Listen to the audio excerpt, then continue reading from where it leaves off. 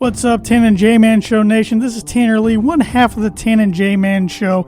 And on behalf of myself and my co-host, Josh the J-Man Munt, we want to thank you for listening to our podcast.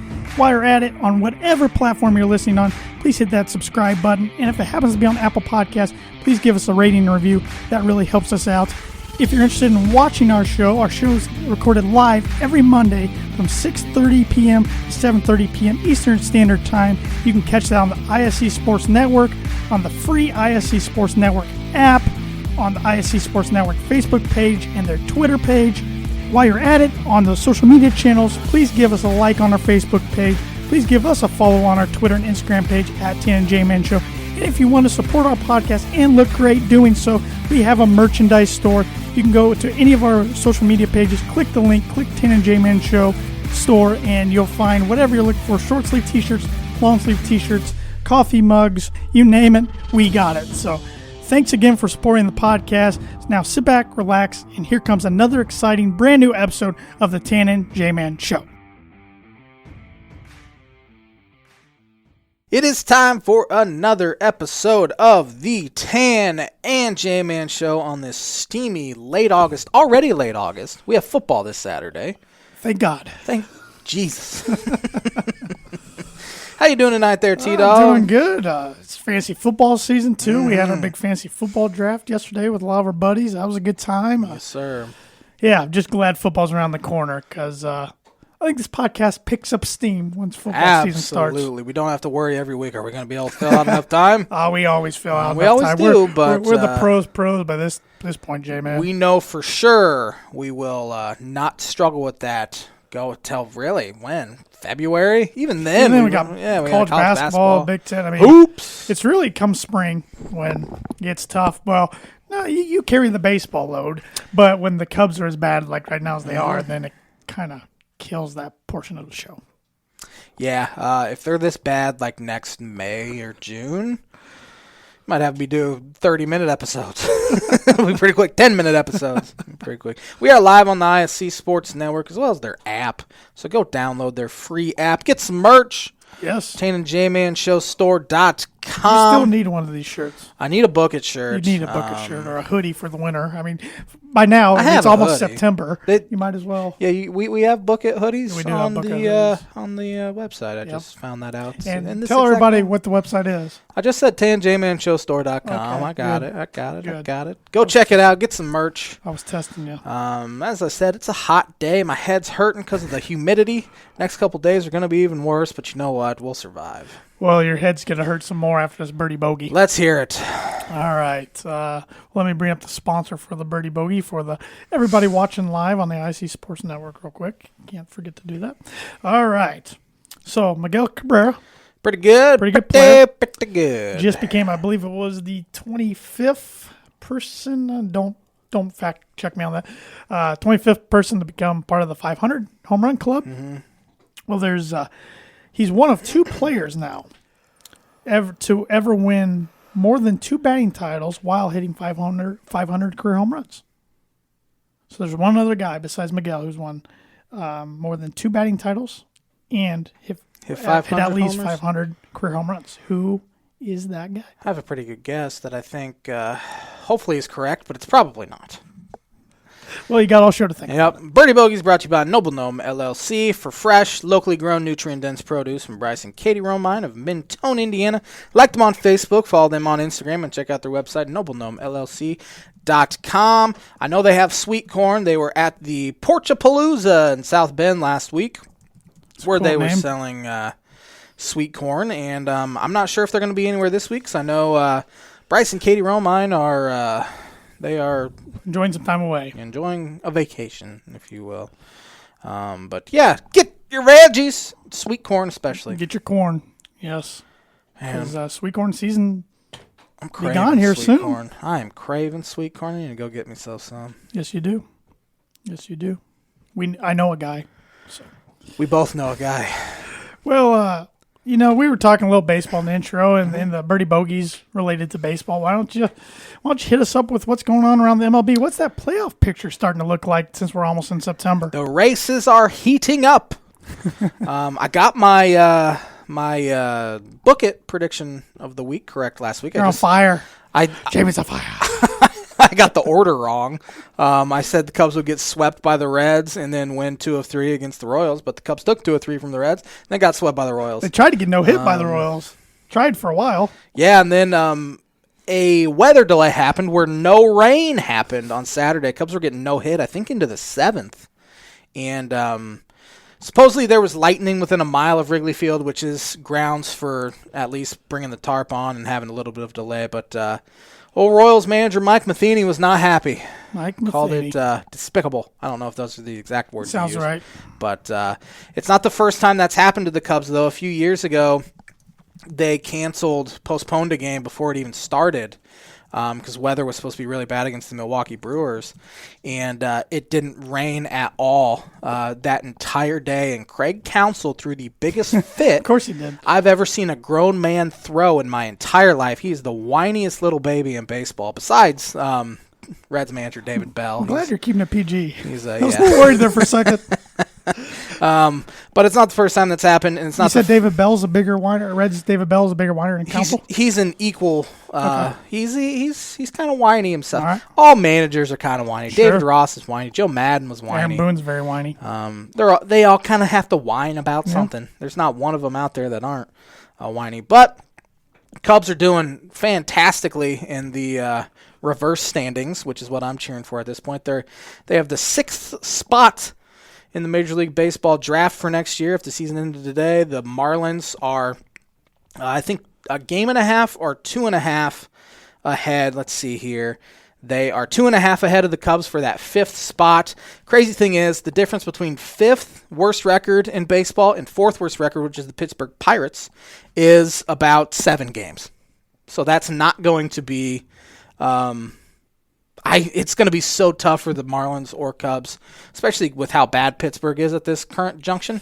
Yeah, they're not good. To catch them. But, Cubs, just keep on losing, doing your thing. They have a great opportunity this week to lose against the Colorado Rockies, who are in about the same boat as them. They are they're about 4 up on the Cubs now. But something's got to give. The Rockies have been abysmal on the road this year. They all year long. 14-45 on the road. The Cubs have lost 13 straight games at Wrigley Field, which is the longest home losing streak for the Cubs since at least 94. They lost 12 in 94, 12 straight. This is getting down there to 2013 levels. Or was it 12? It was 2012 was 12. they were both bad. Yeah. But 2012 was like the lowest of the low. I just feel like they're snapping like more streaks that are kind of historically bad. Cubs have to win 9 more games to prevent them from losing 100 this year, and I don't know if they do it, to be honest. They had the Pirates a couple times, which could have helped. What would you have told me before the season because you picked them to win the division, if I would have told you they were going to lose 100, potentially? I would have probably called you a liar. Yeah. Actually, I probably would have believed you, to be honest, 'cause it was kind of like, okay, could they have one more run at it where they're pretty good? Looked that way up until I think they're 12-39 since they no-hit the I was going to say they had that Dodgers. hot stretch there for a little while. Yeah, they got 10 games over 500. They were a couple games up in the division. Felt pretty good about it. And then ever since that combined no-hitter, Cubs have really struggled. They haven't won a game at Wrigley Field since Javi Baez hit that walk-off single against the Reds. Wow. It might have been a sac fly. I don't remember. Anyway, that's neither here nor there. But, yeah, they're a really bad baseball team. Find themselves 22.5 games out of the Central Division. I think you can put a fork in them. Oh, they're done. I think I said last week that I completely forgot they played over the weekend. Twice. That's not the case this past weekend because for some reason I was following them. I don't know why. It's kind of fun to watch them lose as much as they have. Attendance is going way down, which is what I want to happen. But, hey, Tom Ricketts opened a Cubs Hall of Fame this weekend and had it rededicated. Wrigley Field rededicated. So he has that going for him. Well, it seems 18 games under 500. How many people get in each class? I have no idea. To be honest, I've completely stopped caring about anything Tom Ricketts says. Say it's a class of 6. Who are the first 6 Cubs, in your opinion, getting in the Cubs Hall of Fame?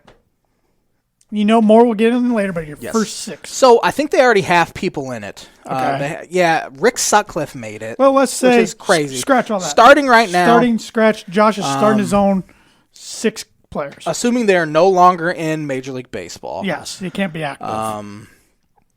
First 6, they need to invite Sammy Sosa back. Even when they did this whole Wrigley Field reclamation project documentary that they did, Sosa wasn't like in any of it, like no highlights or anything of it. They, for some reason, just completely abandoned him when he made that franchise, maybe even saved that franchise. Because I feel like the Giants and the Cardinals, maybe they have a little bit, but not to the extent of the Cubs. They haven't abandoned McGuire and Bonds. Doesn't seem like it. Doesn't seem like it. Maybe they have, but you don't really hear about Bonds with the Giants anymore. No. It seems like McGuire, they've abandoned him less so. Yeah, well, he is active. Well, was as a hitting coach. So. Yeah, I don't know if he's around anymore. I don't think he is. Remember Bonds was a hitting coach for the Marlins? That was weird. Yeah. That was really strange. Mm-hmm. I'm surprised, honestly, that, I don't know, I think Manfred was the commissioner at that point. Surprised he hasn't banned him for life yet or something like that, knowing Rob Manfred. So you got Sosa. Sosa would get in. Obviously, you have guys like Ryan Sandberg and those guys. But I'm just saying, the Cubs that I remember clearly, Sosa first. I would go Kerry Wood probably after that. Derek Lee, Aramis Ramirez, probably Carlos Zambrano would be the 6 that I would put in. Oh, Maddox. Yeah, but his good years with the Cubs were like before I was born. And his best years were the Braves. Yeah, I'm sure Maddox will probably get in eventually to the Cubs Hall of Fame if they continue to have class. I think Fergie Jenkins was like one of them. Billy Williams probably that actually. I didn't follow it at all. Anytime Tom Ricketts' face pops up onto the screen, I change the channel because I don't want to break my TV. That's fair. But it's just in the middle of this horrendous season that shouldn't have even happened, to be honest, if Tom Ricketts just would have stopped caring about his bottom line and started caring about the franchise he owns. Instead, they wasted these years of Rizzo and Bryant and Javi Baez. He's probably the most hated man in Chicago right now, at least on the north side of Chicago. No one likes him. But it is what it is at this point. He's not going anywhere, clearly. But yeah. Did you see the Bleacher Report predictions today? From here on out, they predicted the playoffs and their World Series winner and everything. Did you see that? I did not see that. They had the White Sox winning the AL in 7 games in the ALCS over the Yankees. White Sox have to start beating really good teams because they haven't really done it this year. Their home record's really good, so if they can get home field advantage. They've really had nothing to play for a while because their division is so garbage. Right. Then in the NL, I'm trying to think who they had them beat. I know they had the Brewers winning the NL. I believe it was over the Dodgers. If I were to pick right now, I'd probably have the Brewers winning the National League as well. Then they had the Brewers beating the White Sox in 6 to win the World Series. Milwaukee's had enough fun this year. Wouldn't that be wild? A city that never won really anything. I mean, I'm not counting the Green Bay Packers. Yeah. And then they win basketball and baseball. Brewers are set up well in the playoff series where you have those 3 elite starting pitchers going exclusively. I mean, they won't have to really start anyone else. They probably will. But they're set up real well, especially with that back end of the bullpen. They're going to be a tough out, even if you are the Dodgers or Giants, who are 80-44. Who would have seen that coming into the season? They are by far the biggest surprise in baseball. By far. Not even close. It's not even close. I mean, people thought they might be okay. Like third in the West. Yeah, around 500. A pretty clear third in the West coming in. 80-44, and they have really done it with a bunch of guys that no one's ever even heard of. I have a feeling they're not going to win that division, though. I think the Dodgers are going to catch them. Dodgers are hot on their heels at 2.5 back. They're 31 games over 500. Then if that happens, we're most likely going to get a rematch of wild card years ago with the Reds and the Giants. Could happen. I would still probably, even though it's gone really poorly for the Padres here the past month and a half, really since They June, fired their pitching coach today. Fired Larry Rothschild, former Cub and Yankee pitching coach. He's been a pitching coach forever. He was the Tampa Bay Rays' first manager. He was, what term am I looking for? We're firing this guy, placing the blame on him, but the blame's not really on him. Scapegoat? Scapegoat. Yeah. Thank you. They've had some injuries. I mean, some of their in-season and off-season moves have not panned out. Yu Darvish has been kind of disappointing. He's been injured. Blake Snell has been horrendous for him. Tommy Pham's been terrible. The guy they picked up at the trade deadline, Adam Frazier's been awful so far. Joe Musgrove's been good for him, but Fernando Tatis has had the injury issues. Manny Machado's been just okay. They haven't really panned out. They are probably, I would say, pretty clearly the most disappointing team in the National League. A lot of people were picking them to potentially win the World Series. So they're a major disappointment. I would say the Mets are disappointing. We knew it was coming to collapse, but they're disappointing. With the way it's happened the past month or so, making that huge trade 3 weeks ago, and now they're 7 games out of the division. They're done. I mean, DeGrom's going to shut it down. They're completely done. DeGrom needs to shut it down. Yeah, he needs to. I mean, if they haven't said even what's wrong with him yet, they're going to shut him down. I mean, they're not going to get back in it. Their owner, Steve Cohen, went on to Twitter and said, I'm going to go look up his tweet real quick. He got in some real hot water over, I think it was this week. He said 5 days ago, it's hard to understand how professional hitters can be this unproductive. The best teams have a more disciplined approach. The slugging and on-base plus slugging numbers don't lie. He was clearly saying that about his own team. The fake Steve Cohen is one of the better Twitter accounts to follow. I need to follow that Twitter account. He is pretty funny. When have we ever seen an owner or even a front office exec tweet that about his own team? I don't ever recall. Do you think that fires a team up, or does it make the... No, I think it does the exact opposite. Makes them mad, makes them ticked off. Yeah, Mets now, their postseason odds are 1.2%. I love it. I think it's hilarious. I mean, they have some injury issues. Francisco Lindor, who was bad this year anyway. Javi Baez is back, but he's 8 for 39 since he was traded for. They're a bad franchise. They are the New York Jets of Major League Baseball. Most Mets fans are Jets fans. So. Yeah, it is. It's crazy how that works. Giants fans are Yankees fans, and I don't know why it works that well. I couldn't tell you hockey though. I feel like, or the NBA. I feel like a lot of them are Ranger fans because the Islanders are more. But I should take that back. I was going to say I know a kid from college. I was a Yankee fan, a Nets fan, a Giants fan, and a Rangers fan. So I was going to say most Yankees are Knicks too, which they probably are. But Mets are hitting .234 as a team, which is 12th out of 15 teams in the NL. They're 11th in slugging, 11th in on base, 13th in slugging, 13th in OPS. They're a horrendous offensive franchise. Steve Cohen said he's going to open up those pocketbooks and do whatever it takes. They do that all the time. And they signed Francisco Lindor to that monstrous contract extension worth over $300 million. I mean, he's due $34.1 million starting next year for the next 10 seasons. That's $340 million right there. That's good math. But he's responded by hitting .228 this year with a .702 OPS. Crazy thing was, in those 60 games last year with the Indians, he only had a .750 OPS year in 2 seasons. I wouldn't call him done because he's only 27 years old. But the contract he signed is not indicative of how well he's played the past 2 years. Yep. But I don't hate seeing the New York Mets struggle because they are a fun team to root against. They are. Just like the Jets are, in a sense. Yes.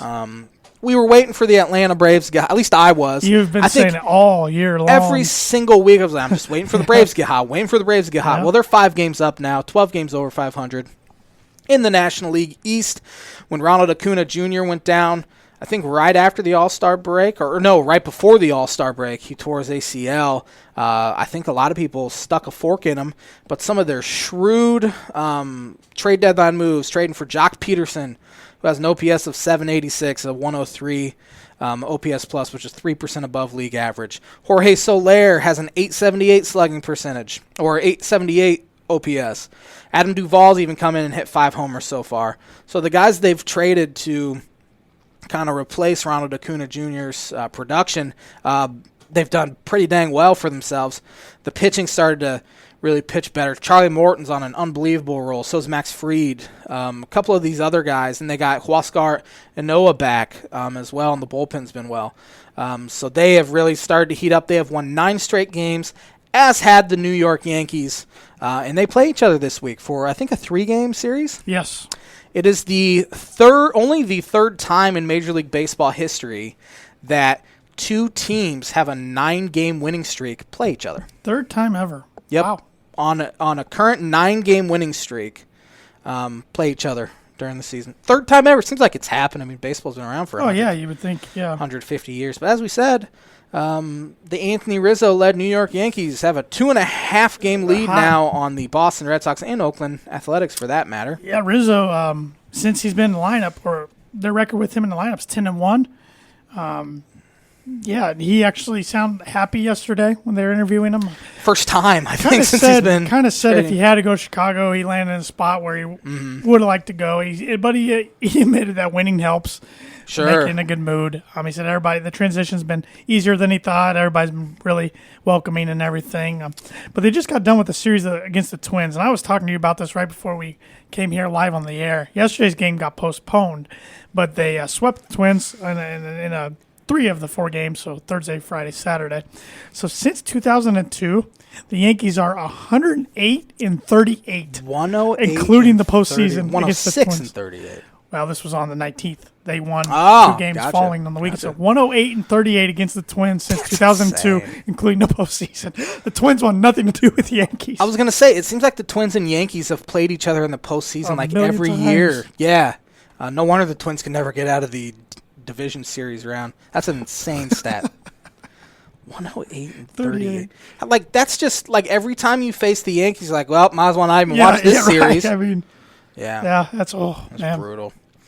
Cincinnati Reds are still hot. They say that with some enthusiasm, Josh. They're a game up now, even after losing 2 or 3 to the horrendous Chicago Cubs. You're lucky next week's going to be college football focus show.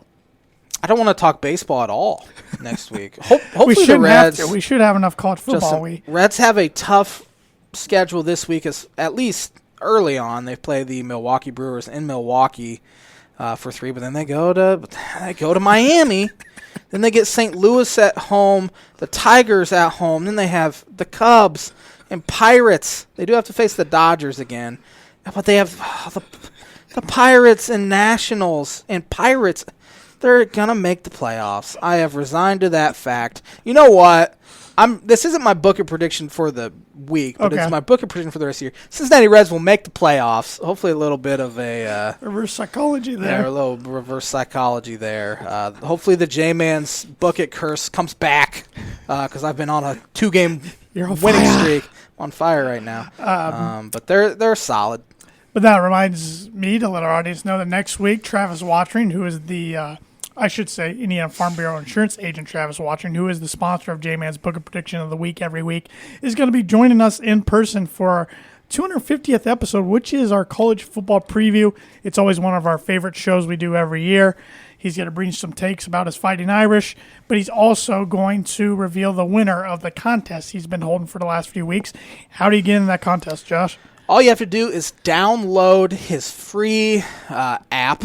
And that equals 1 submission, and you will get a free gas card, I think you said. The winner will receive a free gas card, and who doesn't want free gas, right? Especially right now with the prices of gas. Yep. So if you haven't downloaded his app, go do that today, and he's going to draw the winner right at the start of our show next week. So at 6:30 Eastern Standard Time, live on the ISC Sports Network. It's probably find out who's going. Not the worst idea to have a Notre Dame Irish fan in between us just to give us their... No, expert opinion, because we don't talk the Irish a whole lot. When we do, we don't say nice things, even though they're good every year. Sure. So, did you know Brian Kelly is only 4 wins away from becoming Notre Dame's all-time winningest coach? Really? Yeah.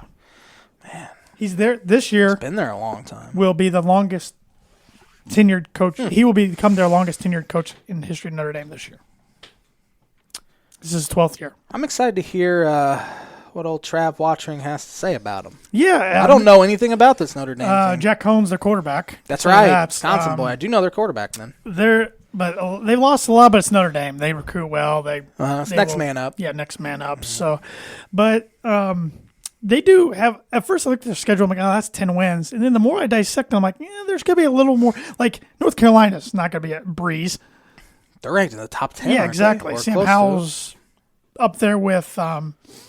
Spencer Rattler is one of the best quarterbacks in the country returning this year. I mean, they got even week one. Florida State was bad last year, but I could see that being a good game on Sunday, next Sunday, September 5th. It's the national game. That's who they start off with? Yeah, at Florida State. When did they play Toledo on Peacock? Week 2? Then Purdue week 3. Oh, forgot they played Purdue. Yeah. I didn't Notre Dame. Mm-hmm. First time since 2012. I don't know if you want to tune into that one. I've been offered tickets. So I'm like, I don't know if I want to go. The last time I went up in 2010, I didn't act very nice. So you're a little more mature now, 11 years later. I would hope I'm more mature than I was when I was 18. But it's the bird might still be coming out. we'll keep it there. We're gonna keep the show PG. But any more baseball talk? Because now I'm kind of fired up talking college football a little bit. I don't think so. But this is before you get on this day. I see you got that up there. This is technically week 0 of college football, and you're fighting Illini. Fighting Illini. We should ask right now: are you back on the Illini bandwagon now that Brett Bielema is the new coach? I wouldn't say I'm totally back. I'm cautiously optimistic. Okay. If they win, man, scared me. Elway didn't like that answer. if they beat Scott Frost and the boys Saturday, are you back on? No, because I actually expect them to beat Scott Frost and the boys on Saturday.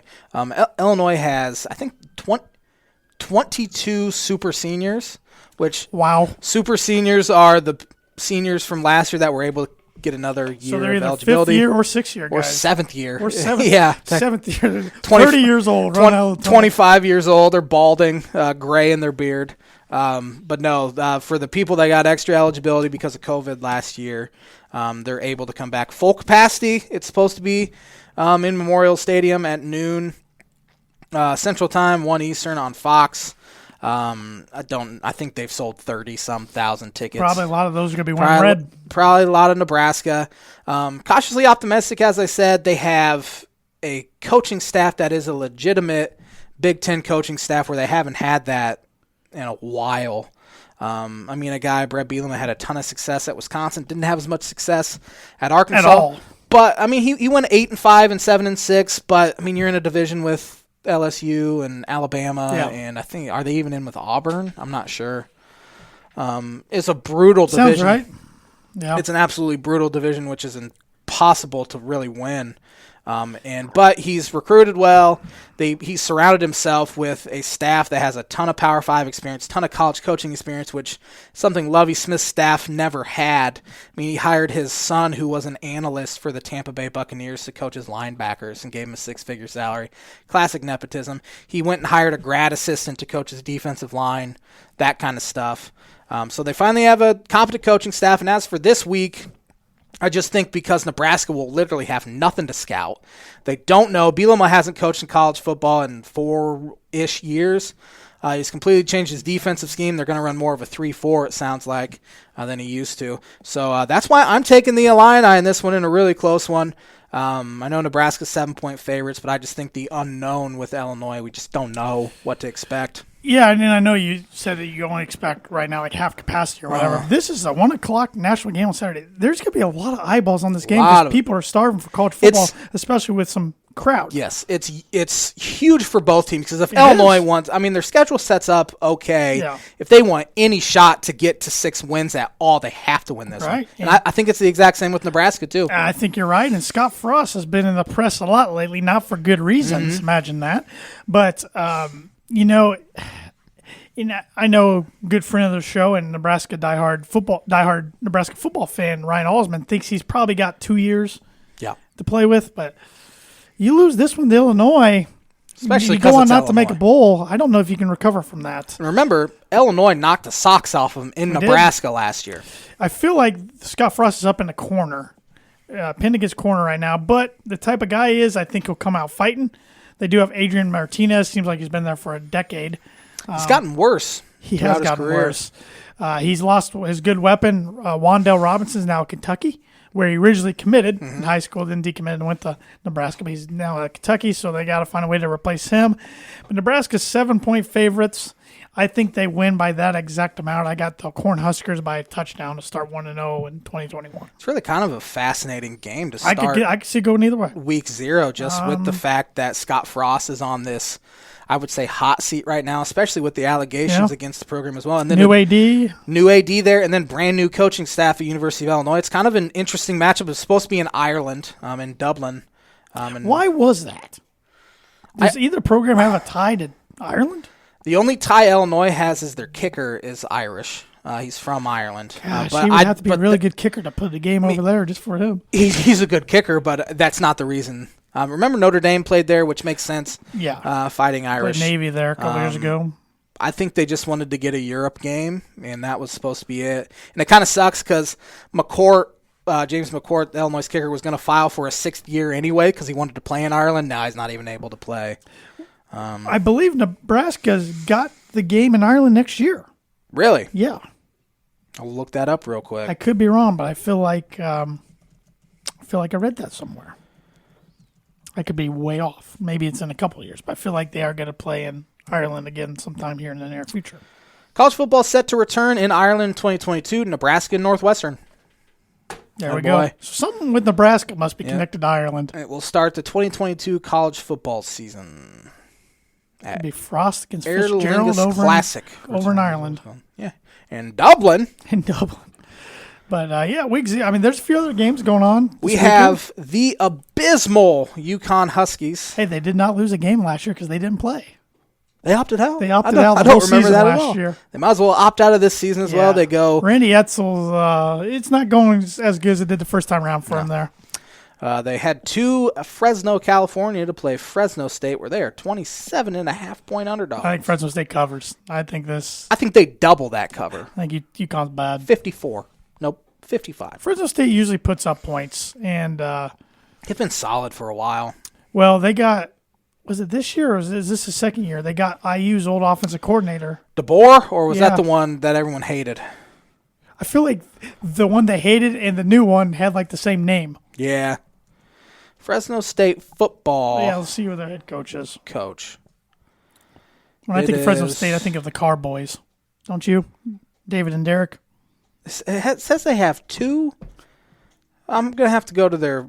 Maybe... I'm confused, man. Their head coach is Kalen DeBoer. That was the guy who was at Indiana. I didn't know his name was Kalen. For some reason, I thought it was Mike. Yeah? Wait. Yes. He was at Indiana the past couple years. Yes. I think this is his second year at Fresno State. Yeah. Yeah, when I think of Fresno State, I think of both Carr boys, David and Derek, and slinging it around, putting up points. Trent Dilfer also. Ryan Matthews, running back, first-round pick Fresno State. But they usually have a pretty solid program out there. Usually make bowl games. Yeah, give me Fresno State large. Hawaii travels to Pasadena, the Rose Bowl, to play UCLA. Another program that loves tossing the pigskin around the field. Hawaii. Huge year for Chip Kelly. Yeah, I don't know who. Hawaii's coach, I believe, is Bruce Chin. That used to be USC office coordinator and then was with the Titans. I believe he's Bruce. There was a Bruce Chin that pitched for the Kansas City. I know, but I was really confident saying Bruce Chin. But I love when Jay fact checks me. Todd Graham. Remember former he was Arizona State. Where did I get Chin? They used to have. Is he their office coordinator? I do not know. I could have swore I watched a Hawaii game a year or two ago, and he was on the sidelines. Maybe I'm just dreaming. Anyways, like you said, big year for Chip Kelly and the Bruins at UCLA. I have the Bruins winning at home pretty easily. I do too. They're 17-point favorites. UCLA only went 3-4 last year. I just don't put a lot of stock into last year. I'm sorry. No, I don't. COVID either. was holding players out. Some players opted out completely. I just don't put a lot of stock into it. Yeah, they were 4-8 the year before. Well, yeah, that's not so. Good. If Chip Kelly wants to stick around, he better win this one to start. He can't find a quarterback. Josh Rosen a few years ago, but after that, he can't find one. Rosen's looking for his about 10th NFL team now. Man, is he ever? UTEP travels to Las Cruces, New Mexico, to face New Mexico State. Give me the Aggies because they're at home. UTEP's 9-point favorites. I'm going with the upset. Give me the Aggies at home. I am not. Give me, what's the UTEP? Miners. Yeah, UTEP Miners on the road. Then our final game for Week 0 is on CBS Sports Network. My dad corrected me. I'm thinking of Norm Chow. Norm Chow, yeah. Bruce Chen. Chin Chow. Norm Chow. Close enough. Wow. Bruce Chen was a decent little lefty pitcher for the Kansas City Royals. How did I pull that name out? That was I don't wild. know. You surprised me constantly. So many sport names up here, and I get them mixed up and just wrong sport. I'm sure you'll stay up late on Saturday to watch this one on CBS Sports Network at 10 o'clock Eastern Time. We have Southern Utah traveling to San Jose California, to play San Jose State. You can get in for as low as $12. I'm going to pass. Give me the Spartans of San Jose State. Yeah, give me San Jose State. Know nothing about Southern Utah. Couldn't even tell you. I'm guessing that's some kind of bird, the Eagles or something. Know nothing about They're the Thunderbirds. That's pretty cool. That's cool. That's really cool. I'm a Southern Utah fan now. But yeah, that's... Yeah, so week 0, we got some games, and then next week we actually have some games during the week. This will be the J-Man's Book of Prediction of the Week. I was going to do it when I was picking games, but I forgot. Give me the Illini. I just think they win just because home game, first game with crowd in Champaign since that Illinois-Iowa Classic basketball game back in 2020. Oh, yeah. I thought you were talking football. I'm impressed if you can remember the last football home game in 2019. Kidding me? I haven't watched them in like 3 years. Give me the Illini. A close one. J-Man's Book Prediction of the Week is brought to you by Indiana Farm Bureau insurance agent Travis Watching. He'll be here next week. He will. Said. Life, home, auto, renters, business, workers' comp, and farm insurance. Contact Travis at 219-869-4561. His email is travis.watching@infb.com. He can sell insurance in Ohio now and download his free app, and you can enter to win a free gas card. Yep, and he will be announcing the winner, like we mentioned earlier, live, starting next week's show. Any more college football talk? We'll have a lot more where that came from next week. Store it all for next week. Looking forward to one of our favorite next two shows are going to be really fun. Yeah. College football preview next week, NFL preview the week after that. I love those previews. They are fun. You ready to get educated? Always, Josh. I need to get smartened up here. On this day in 1883, the Philadelphia Quakers make 27 errors against the Providence Grays in a 28-0 shutout defeat at Messer Street grounds. However, wild pitches, walks, passed balls all counted as errors in MLB prior to 1888. Sounds like they need a new catcher to me. Yeah. Yeah. There was no sort of pitch framing back then. Now I gotta go a ways before I find another good one.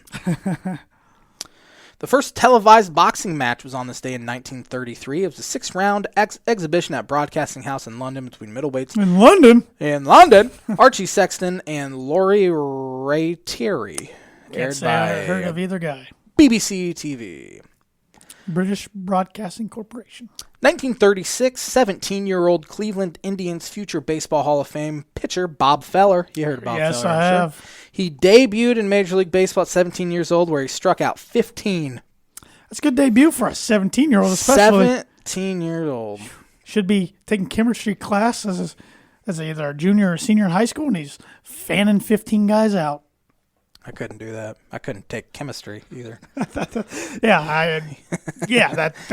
don't doubt that for a second. 1942, Walter Johnson pitches to Babe Ruth in pregame attraction that draws 69,000 for Yankees-Washington MLB doubleheader at Yankee Stadium.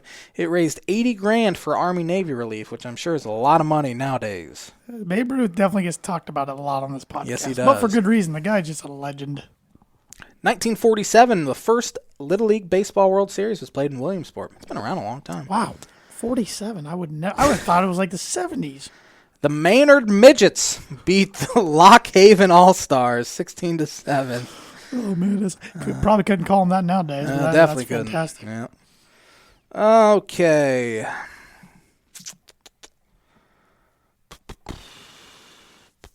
Scrolling. On this day in 1964, the St. Louis Cardinals are 11 games back in the National League and went on to win the World Series that year. Glad I wasn't alive for that one. Aren't you glad you missed that? What year was that? 1964. 64. Okay. Yeah, I would have been miserable to be around if I was a Cubs fan back then.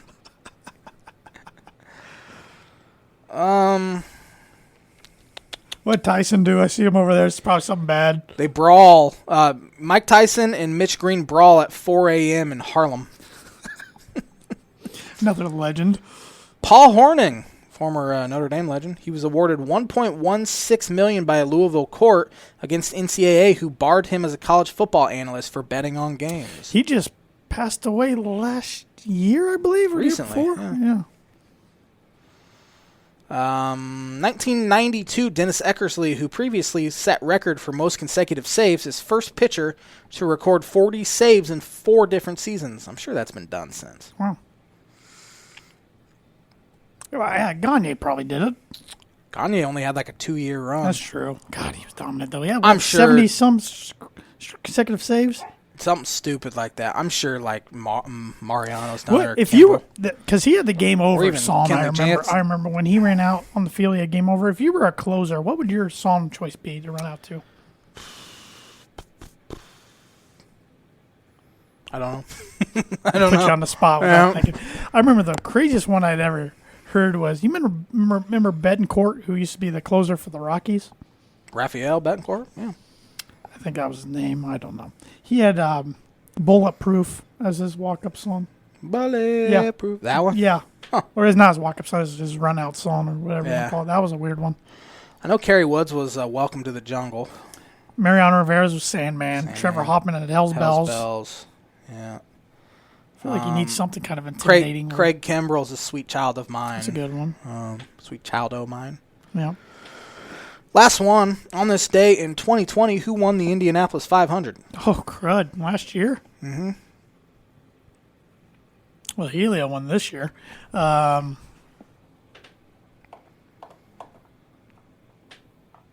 don't recall. I don't remember. Takuma Sato of Japan won his second title under yellow caution flag after a crash with 3 laps remaining. He's won 2 500 since we started doing this podcast. Has he? Mm-hmm. He's a pretty good driver, then. Yeah, he is. My IndyCar knowledge is not up to speed. Get it? Speed. We talked about, that's good. That's good. We spoke a little bit about the Little League World Series. I have a stat for you. Gavin Weir, have you heard of him? Nope. He's a current Little League pitcher. Over his last 7 starts, which dates from the districts, states, regionals, and now the Little League World Series, he has thrown 37 2/3 innings, thrown 526 pitches, given up 1 hit, struck out 100 batters in 37 2/3 of an inning. Check his birth certificate. I mean, he looks like he's 12. Yeah, he does, but Danny Amani did not. He did not. He looked like about our 15. age. Yeah. That kid's got a bright future. Yeah. I mean, we've seen quite a few guys go from Little League World Series. Todd Frazier, Cody Bellinger was another one. Gary Sheffield did it. I remember that was a big one. I'm sure there's been more. Yep. But that means only 11 or 12 batters have put a ball in play against him during giving up 1 hit. No earned runs whatsoever. Maybe put together just the greatest string of Little League action ever. I'm not going to argue with that one. Yeah. But the On This Day segment is brought to you by, like it is every week, Proforma Print House. If you're looking for a trustworthy, dependable resource for your next trade show, company picnic, or sales meeting, Proforma Print House has over 50 years of combined experience in promotional products and commercial print. They strive for fast and efficient response to all your print needs. You need to look no further. Let them be your one source print and promotional company by giving them a call today at 574-210-3815. Eating 1 hot dog takes 35 minutes off of your life, a study suggests. Oh, we're in trouble. Joey Chestnut died 10 years ago. Yeah, we like our hot dogs. We do. Yeah. We do. What do you want to do next? You want to do word association, or you have something else? Let's get into some little NFL preseason football talk Sounds first good. Before we get into some word association, since I know it is NFL related. Mm-hmm.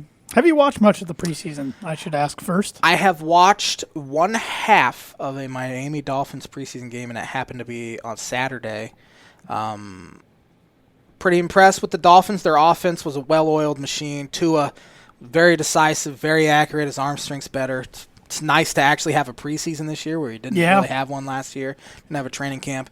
Offense looked really good, and that was without probably every receiver on the roster that will make the roster. I saw that the other night on the chart. I'm like, well, Waddle's going to get a lot of balls. Yeah, and I think he had 4 touches or so, and he looked explosive. Mike Gesicki's going to have a big year, I think. But they look pretty good. Now they're facing a really bad Falcons team, but still. That's about the only action I've watched, though. I have not watched much of the Broncos at all. They were on NFL Network the first week against the Vikings. I recorded it and then never watched it. I saw some highlights, and then I wish the preseason meant something because the Broncos have outscored their opponents like 60-something to, I think, 10. I think the Vikings scored 7, or maybe it was 6, maybe it's 9. I know Seattle only scored 3 the other night, and Denver put up 30.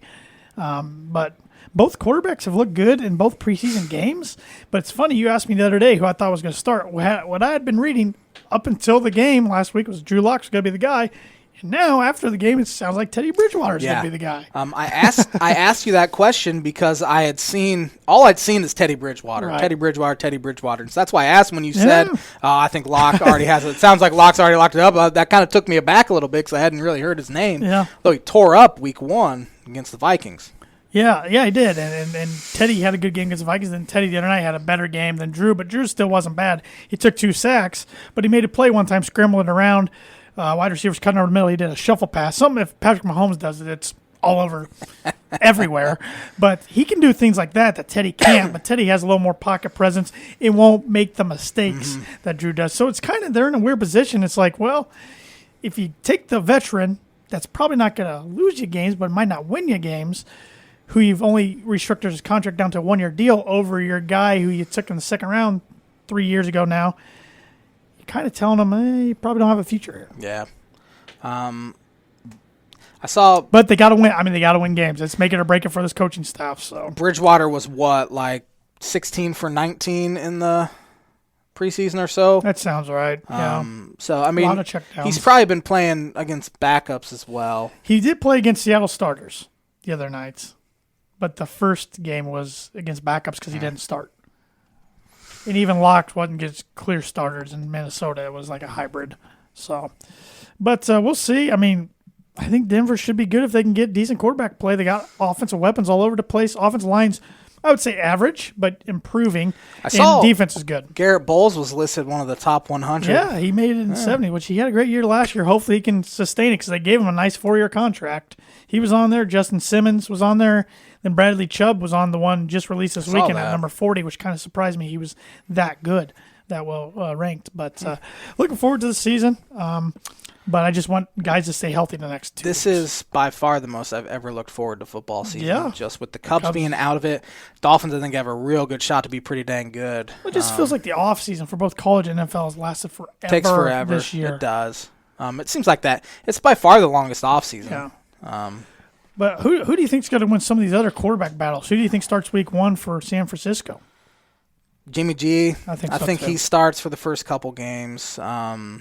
I know Matt Nagy continues to say Andy Dalton in Chicago is going to be the starter. I think he will, but I don't think he's going to last long. The fans already hate it, and I kind of feel for Dalton, and even Justin Fields said, knock that off, kind of stuff. And I did find it funny because Justin Fields just got his helmet knocked off. He got killed a couple times the other night. The week before, he said something like, it wasn't as fast as I thought it was going to be the NFL. Well, that was kind of his welcome to the NFL moment. You play with the Bears' backup lineman, then there you go. So it's got to be the toughest town to be a quarterback in. Yeah. They're just dying for a decent one. Yeah, they haven't had a good one. Ever. Colors are most talented. I mean, I still think probably Dalton's going to be the guy at least week 1. I give him about 4 weeks. Maybe. Yeah.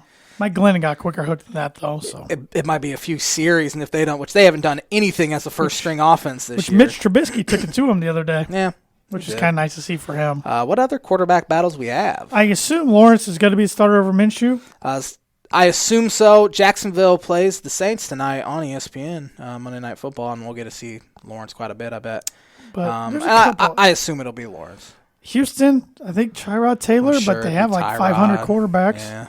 I feel like there's one other quarterback competition that we're not remembering. Jalen Hurts is going to be starter in Philadelphia. Yeah. Sam Darnold's going to be starter in Carolina. Zach Wilson's going to be starter for the Jets. Daniel Jones, is he going to be the starter? Yeah, he'll be the starter. He's been awful. Goff up in Detroit, Stafford in L.A. So maybe that's it. Might be There's not too many. Fitzpatrick, I believe, in Washington. He'll definitely be the starter. I feel like we're forgetting one somewhere, but I can't think of anybody. Matt Ryan. Well, Jameis Winston or Taysom Hill. I assume it'll be Jameis. They're going to stink either way. Yeah, they're going to be bad. I guess, well, it looks like Wentz is going to be ready now. I guess the Colts could have been Ellinger or Eason, but I think Wentz is going to start either way. Yeah. Patriots. I think Mac Jones ends up winning it. Cam. Cam Newton, he's not vaccinated. He has to miss 4 days of practice, I believe, because of some sort of issue with COVID that I think... he got like a tested or something off-site. Yeah, he broke something some like protocol, that. so he's got to kind of isolate for 5 days. Which, I mean, he could be Wally pipped in a sense, and Mac's been better anyway. Cam's just not a good quarterback. What a downfall anymore. after his MVP season. He got his team to the Super Bowl. Yeah. Broncos broke him.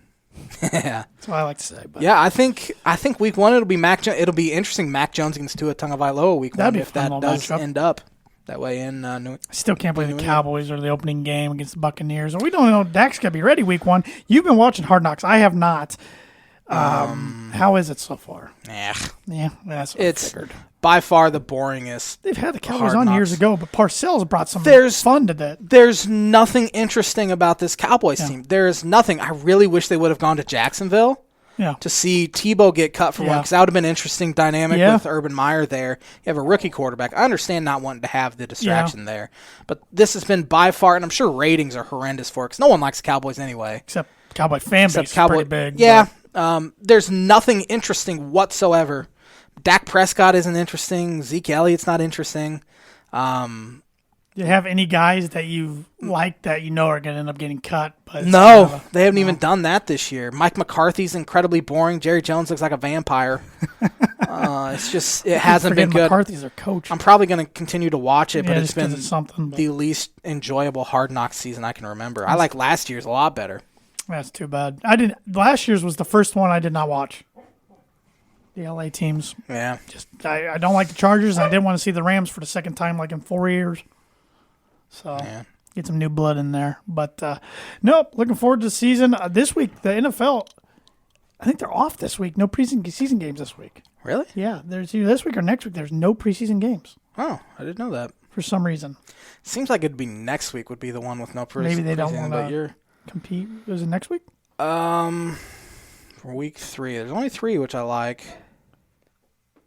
Yeah, they all play. A lot of them play on Friday and Saturday this week, so it'll be the next week. They'll have like 2 weeks off. Yeah, they don't want to. Don't have to go against week 1 of college football. Dolphins Bengals are on CBS on Saturday Bengals Sunday. Huh? I'm hoping Joe Burrow has a nice bounce back year. I do too. And they didn't really do anything to their offensive line to help. No, of course not. Why would they do that? Yep. Elway, stop. What do you want? Apologize for my dog. Got 9 minutes left, buddy. Yep. You want to hit word association real quick? Yeah, let's do that. NFC head coaches this week, so I have 16 of them. I know next week you'll have the Big Ten for me, and I think the week after that next week we'll have the Big Ten and the SEC. No, we did SEC. Big 10 and Big 12. I keep forgetting those are the two I haven't done. So I'll have you and Travis. We'll have a double. NFL preview, I got something up my sleeve. Not anything interesting. Number 1, Ron Rivera. Survivor. Cancer survivor. Good dude. Should have a really good defense in Washington this year. Had a good defense back in the day when he was a Chargers coach when they were in San Diego. Of course, got the Panthers to the Super Bowl. It was a good defense coordinator for the Bears at one time. He's good everywhere he's been. Joe Judge. Don't know much about him. No. I mean, he's jury's still out on Judge. He did get into into his team for the fight the other day. Yeah, so he's pulling guys off the pile and whatnot. Yeah, so. I think early in camp there's something happened, and a Giants beat reporter said that you literally could not tweet anything he was saying. I can see that. He makes his guys run laps. I like that. Yeah, I wouldn't like running laps. No. Nick Sirianni in Philadelphia. There was a couple NFC teams that I had to Google who their head coach was. Visor and highlighter. I noticed the other day he wears visor and it has bright highlighter sticking out of his visor. Did you see that graphic, him and Bill Belichick standing next to each other? Nick Sirianni's 40 years old. Belichick's been in the NFL for 47 years. That's wild. Speaking of, Mike McCarthy. Boring, like you said, against Hard Knocks. He's very boring. I mean, I know there's rumors. Some people thought he might be out after year 1 last year in Dallas. So. His defense was really bad. Yeah. Matt Nagy. He is a nagger. Nagging. Yeah. He's a nagger. He nags people. So hottest of hot seats, I would imagine. Surprised he survived last year. Yeah, it's but I feel like he's going to survive this year because then they get Fields in there. And well, you got to win, though. Yeah, that's true. So I don't know. Double doink. Matt Nagy. He could not get over that. No, he couldn't. It was really pathetic. Running kickers for tryouts, cutting them every day. Matt LaFleur. I think he's a good coach. I do too. But dumb play calling last year in the NFC Championship. Yeah. Mike Zimmer. Guy on the hot seat. Him and Kirk. Been there for a while. Yeah, Kirk hasn't made himself many friends with the media this year. Make or break a year for Zimmer. Mm-hmm. Dan Campbell. Psycho. Character. He's a psycho, man. You see where he said, like, every morning he goes to Starbucks, he gets 2 large ventis, he gets 2 shots of espresso in it. That's how he starts his day. I'm like, dude, you're going to die of a heart attack. His heart's just going to explode. Jeez. He is ripped. Yeah, he does the push-ups and stuff with this team at the start of practice. That does not surprise me at all. Football guy. Yeah, Sean Payton. I think his time's almost up in Yeah. New Orleans. All the good things have to come to an end, especially in pro sports. It'll be interesting. Kind of over, you lose your welcome kind of after a while. Yeah. I always say this Theo Epstein quote, but he said something like 10 years is enough or something I like pair that. him with Drew Brees. Drew Brees isn't there anymore. Right. So that's the thing. Who knows if Sean Payton was worth anything without Drew Brees? probably not near as much. We still don't know if Bill Belichick was worth anything without Tom Good Brady. point. Or, I guess Tony Dungy did go to a Super Bowl with Tampa Bay, did he? No, he didn't. Colts. Yep. Twice. 1-1. So who knows if he was anything? Gruden. He is one of the worst Hall of Famers. Tony Dungy is the most overrated football coach in the history of football. It's kind of like a quarterback wearing 18 got him a lot of wins. Yeah. So that happens. Yeah. Bruce Arians. Super Bowl winner. His hat. I mean, sharp-dressed old guy. He's funny, too. I mean, he was a guy who was pretty good coach for the Cardinals, but didn't know if he'd ever get another gig, and got one in Tampa and gets a new quarterback, a legendary one, greatest of all time, and look what happens. Matt Rule. Doing better than I thought he would. Big jump from Baylor to 2 years. 1 year. But he won more games last year than I thought he would. Yeah. I thought they were going to be awful. We'll see what he does with Sam Darnold this year. A lot of injuries to Carolina last year. Hopefully, for his sake and my fantasy football team's sake, Christian McCaffrey can stay healthy. Arthur Smith. Didn't Atlanta know that. Falcons. Yeah. Isn't their owner's last name Smith, too?